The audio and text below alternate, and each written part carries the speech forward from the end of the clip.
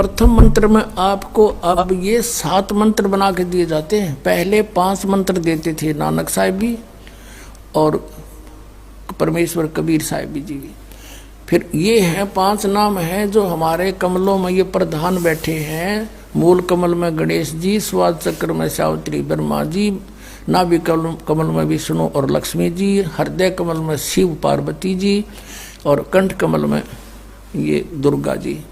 तो ये 7 नाम इसलिए देते हम कि मान लीजिए उपदेश ले लिया और ये प्रथम मंत्र एक बार मेरे मुख से भी सुन लिया मालिक की इसकी जैसे हम देते हैं, और फिर उसकी सुनने के बाद साथ साथ बोल लिया और फिर भी मृत्यु हो जाती है, तब मनुष्य जीवन गारंटीड है उस व्यक्ति को, ये गारंटी देता है। और यदि उसने जाप कर लिया कुछ दिन और विश्वास ठीक रहा तो वो स्वस्थ भी होगा और इसकी इसी जीवन में आयु बढ़ती चली जाएगी, परमात्मा बढ़ाता चला जाएगा जब तक उसका मोक्ष नहीं होगा, इससे जन्म में पार कर देगा आपको।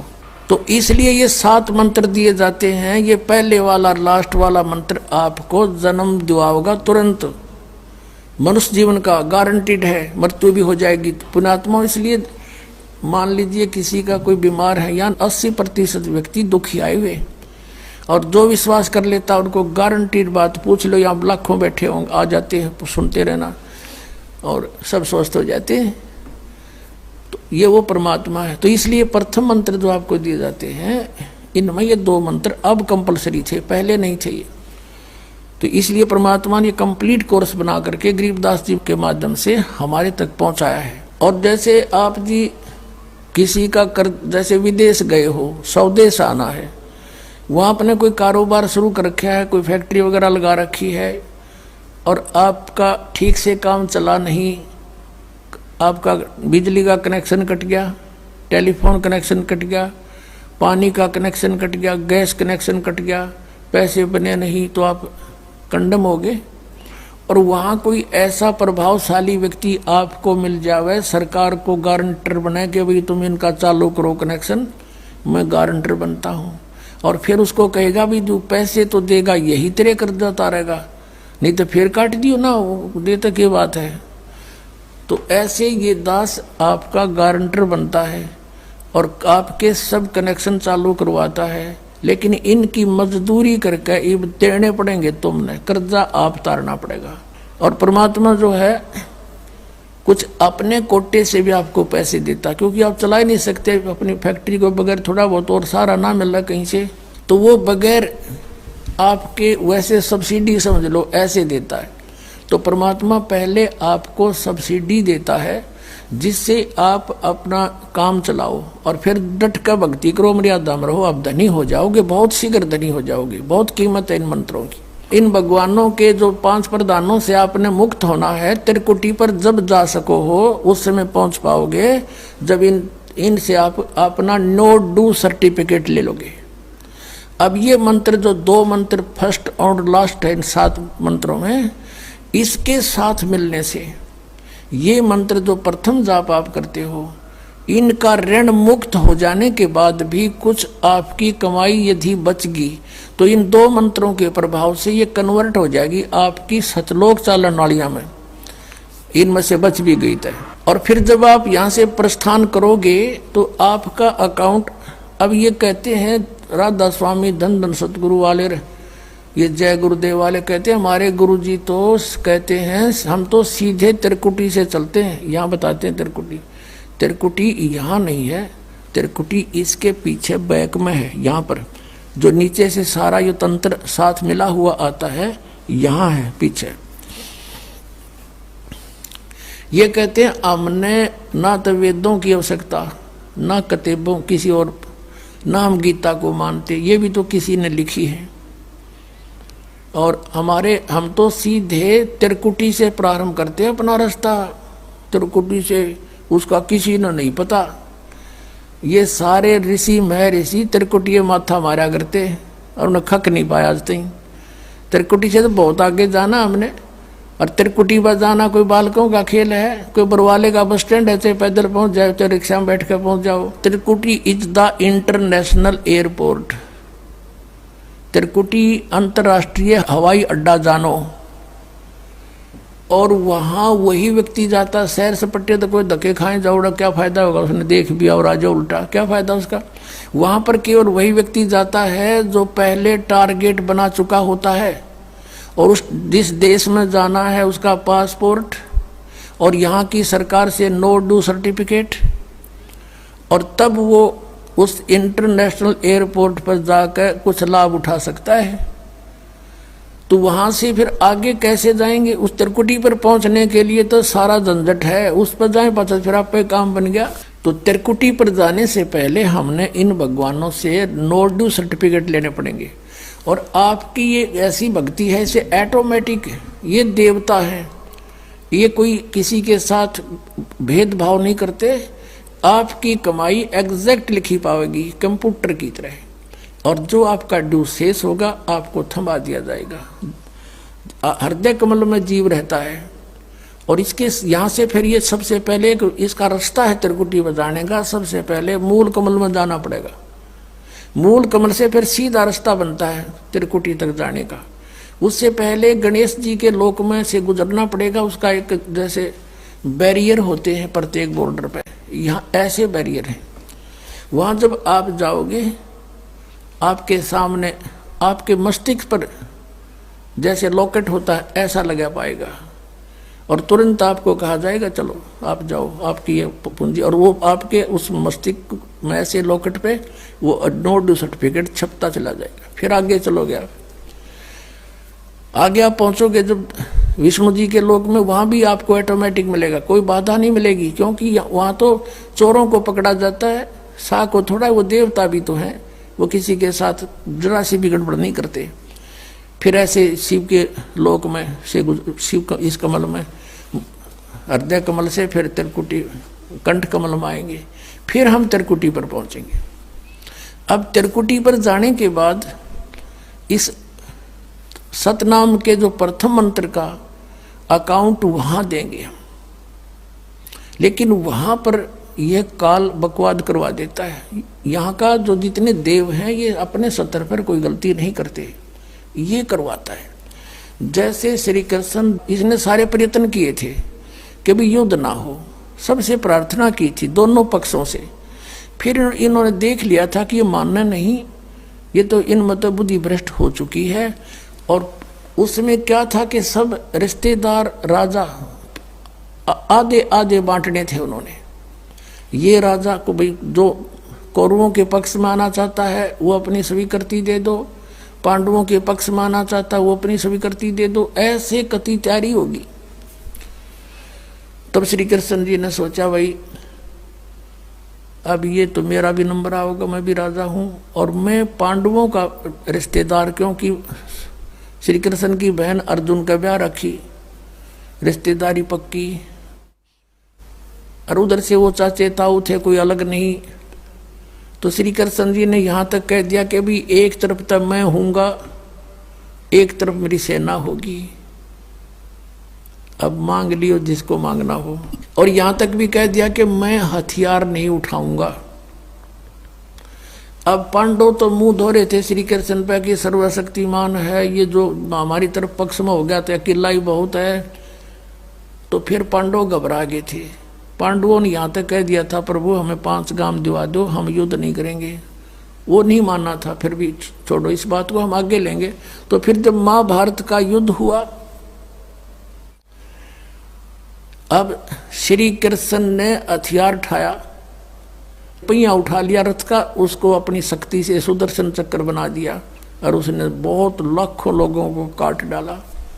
अब ये अपने सतर पर गलती नहीं करते ये देवता, जब तक ये न्यूट्रल रहते हैं।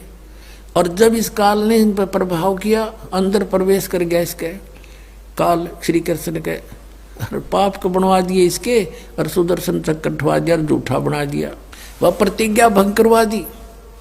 ऐसे ये त्रिकुटी पर जाकर चाल चाला है, यहां तक नहीं बोलता ये। अब वहां ये कोशिश करता है कि इसको यहां उलझा दूं।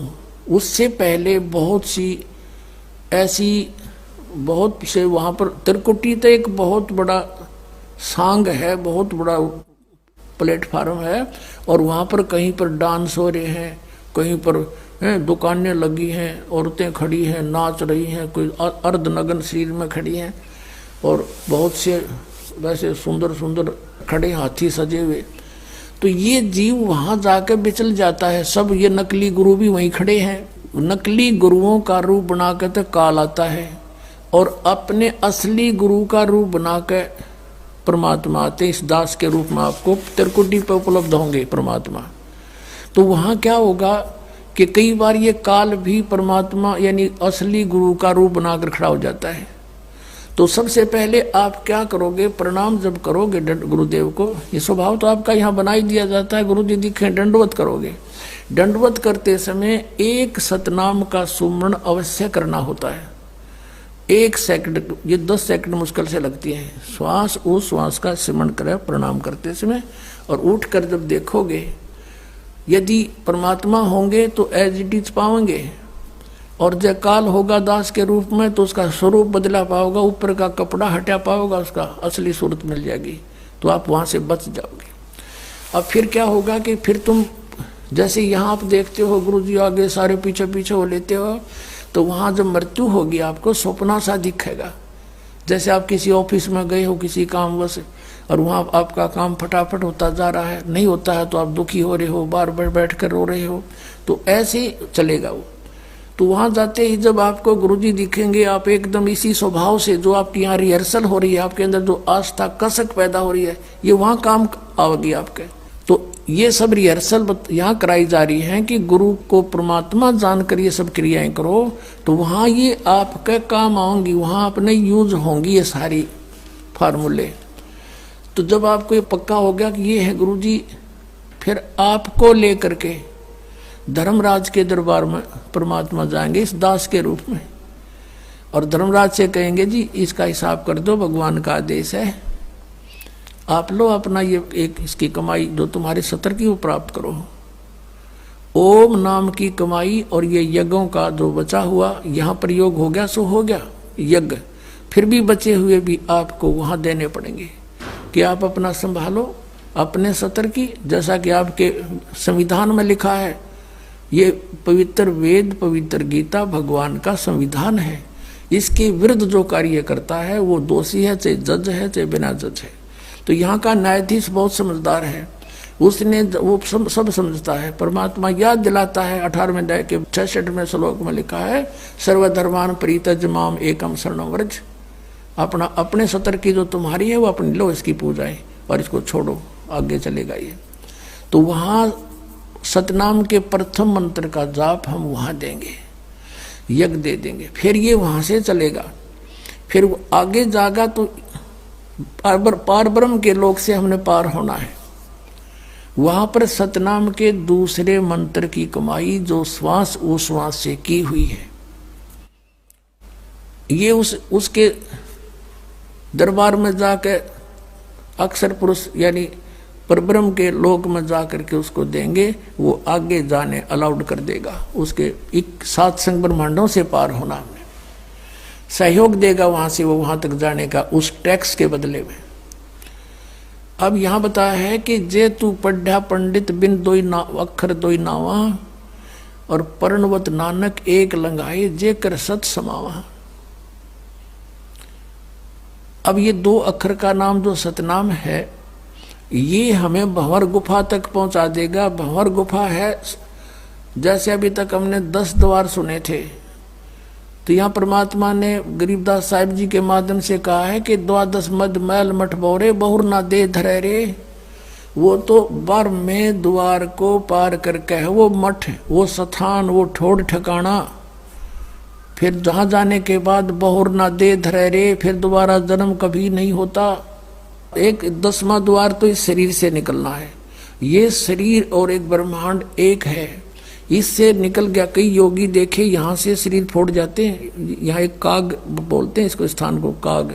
छोटे से बच्चे को आप देखोगे नर्म नर्म स्थान होता है, वो कई बार नीचे हो जाता है तो उसको एक देसी इलाज से ऊपर उठाते हैं हाथ से, तो इसको फोड़ के वो बाहर निकल जाते हैं। वो कहते हैं जिसकी मृत्यु यहाँ से हुई हो ना, उस योगी को कहा करते इसने ब्रह्मांड फोड़ दिया।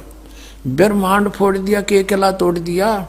ब्रह्मांड के बीच में, प्रत्येक ब्रह्मांड के बीच में वैक्यूम प्लेस है, खाली स्थान, बहुत लंबा चौड़ा। ये फिर वहां धक्के खाए जाओ, उसका वहां के चक्कर काटे जाओ, ठंडी ठंडी इसमें लगती रहे, और वहां इसकी कमाई पूरी हो जाएगी, फिर वापस नरक में।